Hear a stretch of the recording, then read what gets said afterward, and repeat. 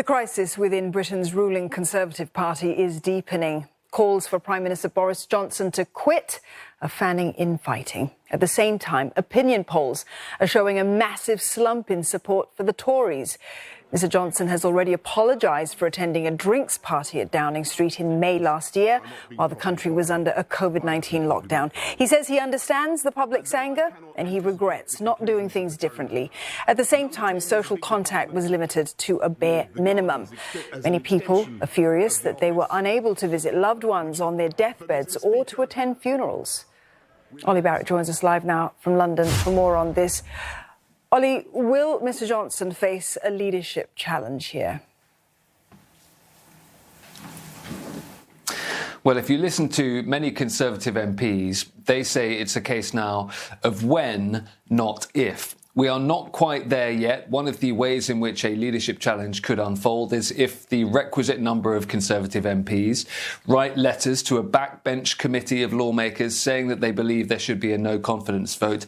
That needs to be 50-odd Conservative MPs, and that would trigger such a vote. A couple of things to say about that.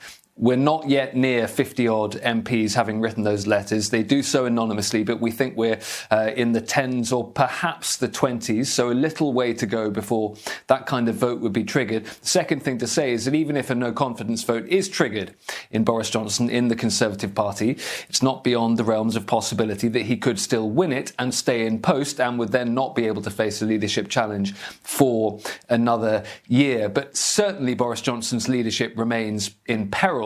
One of the real difficulties that Conservative MPs raise at the moment is that they feel that time after time they support Boris Johnson, they come out in public, they say they back him after controversies and scandals and perceived missteps by the government, and then those controversies and scandals and missteps by the government keep on coming. And so Boris Johnson is running out of political capital. He has bought himself some time with that apology. We have local elections in May. Some Conservative MPs say they feel minded to leave him in post until then and see if A, he can sort out his Downing Street administration a little bit, and B, see how the Conservative Party gets on in those May elections. It may well be that if they do badly, that's the point at which some Conservative MPs pull the trigger.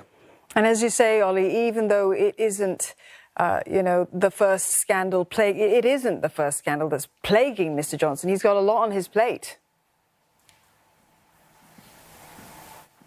He certainly does. He's trying to deal with a pandemic. He is just gone into isolation himself because we're told of a positive COVID test in a member of his family. He, of course, has geopolitical issues to deal with, like the crisis in Ukraine. His government has just launched free trade talks with India, and he wants to be the leader who brings the UK out of the pandemic ahead of other Western nations. He believes that he's in a position to do that because of previous high levels of infection and immunity provided by high levels of inoculation and the booster vaccine program. That's the conversation he wants to be having, but at the moment he's unable to because of all the controversies swirling around him. His Health Secretary, Sajid Javid, in the House of Commons has just announced that the UK will cut its mandatory isolation period after a positive COVID test down to 5 full days from 7.